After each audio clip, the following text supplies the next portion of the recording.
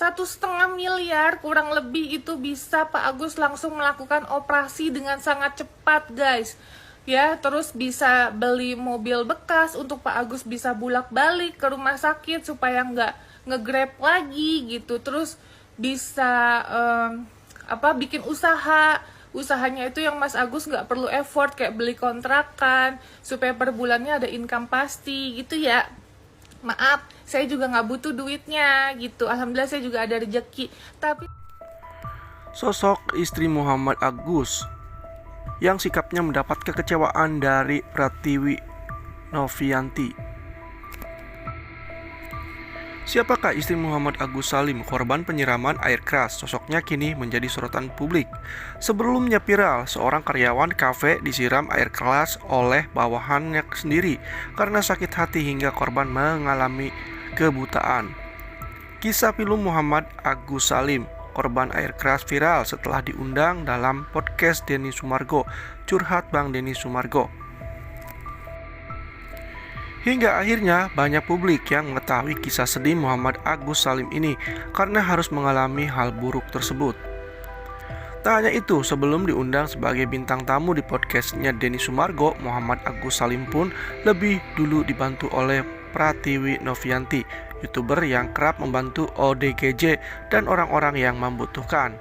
Karena merasa kasihan dengan keadaan Muhammad Agus Salim dan dia pun begitu sangat ingin sembuh. Wanita yang diakrab atau disapa dengan Teh Nopi atau Pratiwi Novianti ini mengulurkan tangannya untuk membantu sang korban.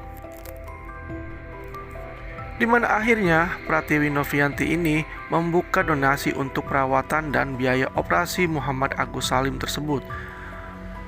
Namun tiba-tiba Pratiwi Novianti mengungkapkan rasa kekecewaan terhadap istri Muhammad Agus Salim karena merasa dibohongi. Berdasarkan unggahan video, Teh Nopi mengungkapkan bahwa dirinya merasa dibohongi oleh istri dari Muhammad Agus Salim. Awal mulanya Teh Nopi minta tolong update karena open donasi personal tidak boleh, jadi dibantu oleh Yayasan Teh Nopi. Jadi ada namanya monitoring, gak apa-apa atas nama istri dari Mas Agus, kata dari Pratiwi Novianti, sehingga karena harus dibantu yayasan harus ada monitoring pengeluaran dan pemasukan dana.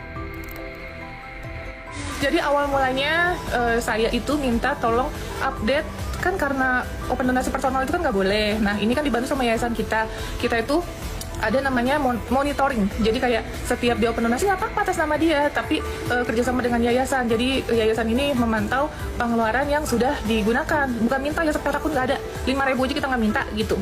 Hanya ingin memantau berapa pemasukan dan berapa pengeluaran. Nah terakhir saya dapat info itu pada saat saya pulang, diinfoin 500 juta katanya gitu. Makanya saya update kan ya 500 juta. Tapi ternyata pada saat saya pulang udah 1 miliar lebih guys. Jadi saya dibohong-bohongin gitu ya. Nggak tahu maksudnya tuh apa tuh, kagak ngerti kita mah. Menurut pengakuan Teh Nopi, dana yang terkumpul diketahui sebesar 500 juta rupiah, tapi ternyata bukan segitu, melainkan hampir 1 miliar lebih. Terakhir dapat info pada saat Teh Nopi pulang 500 juta, makanya Teh Nopi update ya 500 juta. Tetapi Teh Nopi pulang sudah 1 miliar lebih guys, jadi Teh Nopi merasa dibohongi. Namun hingga saat kini dari pihak keluarga Muhammad Agus Salim apalagi istrinya belum memberikan klarifikasi terkait hal tersebut. Effort kayak beli kontrakan supaya per bulannya ada income pasti gitu ya. Maaf, saya juga nggak butuh duitnya gitu. Alhamdulillah saya juga ada rezeki. Tapi seenggaknya kasih tahu lah kita ya, supaya kita nggak kayak orang bodoh ya. Sampai permohonan sana sini ternyata donasi gede banget gitu ya. Kok kontrol aja masih pakai BPJS. Terakhir kontrol itu pakai BPJS, sedangkan duitnya gede banget, miliaran guys. Peristiwa tragis yang menimpa Agus Salim, seorang pria yang telah menjadi korban penyiraman air keras oleh rekan kerjanya JJS alias Aji 18 tahun. Insiden ini terjadi di Jalan Nusa Indah, Kresek Duri, Kosambi, Cengkareng, Jakarta Barat. Kasus ini menggegerkan perhatian publik setelah Agus menceritakan kisah pilunya.